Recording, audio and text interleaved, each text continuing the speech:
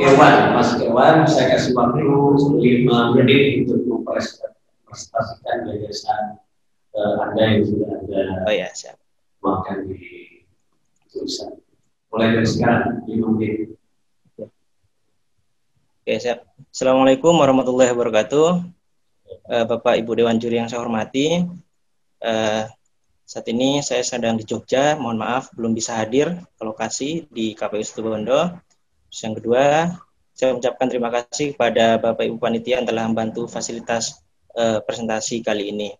Nah, singkat saja, mungkin secara umum tulisan yang saya kirimkan sudah dibaca oleh Dewan Juri, sehingga saya menyampaikan inti-intinya saja. Nah, yang pertama saya menyatakan begini,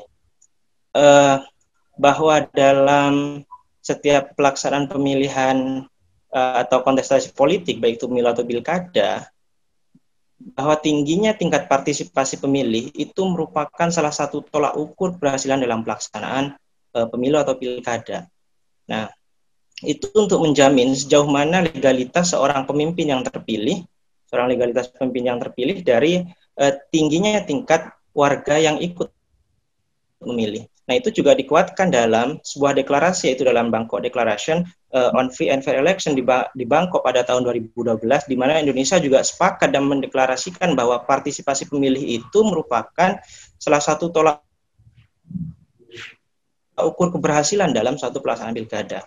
Nah, permasalahannya, bagaimana cara mengukur, meningkatkan partisipasi pemilih itu dalam situasi seperti sekarang?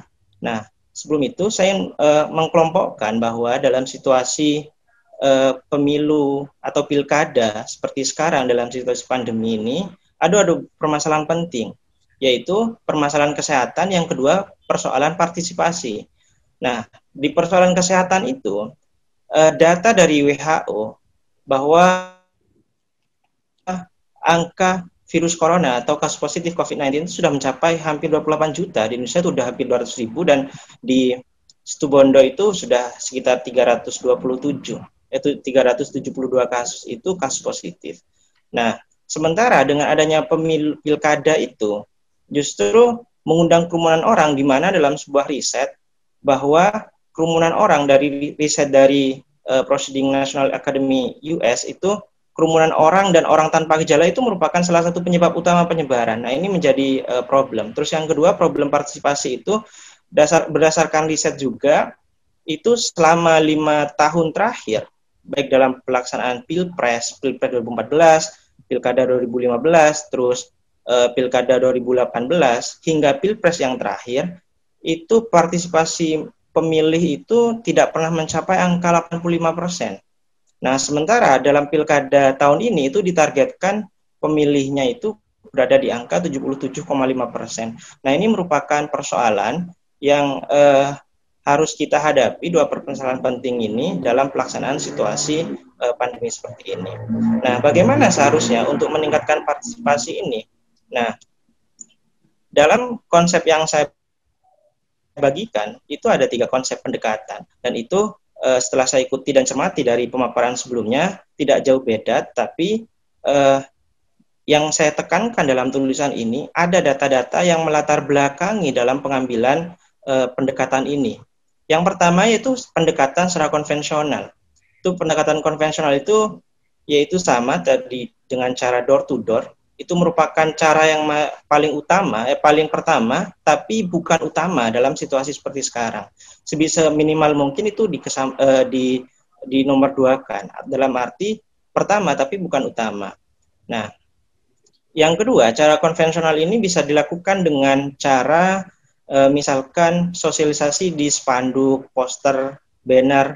Nah, itu ada risetnya di mana bahwa dengan spanduk, poster itu masih meningkatkan partisipasi pemilih yang cukup lumayan, di mana ketertarikan itu masih ada di angka 85% dengan media itu. Terus yang kedua, dengan peran pendekatan sosial kultural, di mana yang pertama sudah konvensional, kedua dengan cara door to door, yang kedua dengan sosial kultural, yaitu melibatkan peran-peran tokoh penting dalam di setiap tingkatan, misalnya tingkat RT, RW, tokoh-tokoh pentingnya diajak untuk membantu sosialisasi dari pelaksanaan pilkada ini, di mana mereka diedukasi paling utama untuk membantu mentransformasi ide atau rencana yang akan dalam arti pilkada ini, pelaksanaan dalam pilkada ini, mereka harus diberikan pemahaman lebih dulu, di mana mereka mempunyai peran penting dalam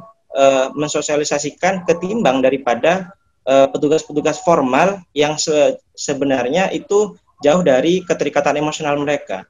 Terus yang ketiga itu pendekatan digital. Nah, pendekatan digital ini merupakan sesuatu yang tidak bisa dielakkan sekarang, karena kita saat ini sudah hidup di era masyarakat informasi, di mana semua aktivitas itu digantungkan pada penggunaan teknologi informasi, sehingga mau tidak mau, suka tidak suka, bahwa penggunaan teknologi ini tetap dijadikan salah satu poin utama dalam situasi seperti sekarang. Nah, saya ingin menyampaikan sebuah riset yang saya lakukan kecil-kecilan, di mana saya melihat mencari angka dari data BPS dan data KPU, di mana angkanya itu ada sekitar 600.000 sampai 500.000 penduduk yang bisa memilih. Nah, kalau dikontekskan dalam situasi pengguna internet di Indonesia, itu hampir sekitar 64% dari total penduduk, itu sekitar 180 juta itu pengguna internet. Nah, kalau itu dikonversi, angka 64% itu, kalau dikonversi dalam hitung-hitungan jumlah penduduk, itu ada sekitar 200.000 penduduk di Situbondo yang melek teknologi. Nah, itu 3 pendekatan yang saya sarankan dalam kampanye meningkatkan partisipasi politik. Nah, itu Oke, sudah selesai. Mas Irfan, Mas Irfan, dari 3 pendekatan, walaupun ini sebenarnya berbeda ya, antara taktik dengan pendekatan. Judulnya taktik, tapi di sini ada pendekatan. Kalau taktik itu lebih kepada modus operandi, jadi gerakan operasional, formula praktis untuk dilaksanakan. Ya. Kalau pendekatan itu suatu bingkai atau perspektif. Tapi saya tidak masuk ke situ. Saya hanya bertanya satu. Dari pendekatan yang saya tawarkan, ya, kira-kira mana yang paling tepat dan efektif bisa menjawab problematika masyarakat yang ada di Situbondo terkait dengan partisipasi pemilihan pilkada tahun 2020. Silakan. Oke.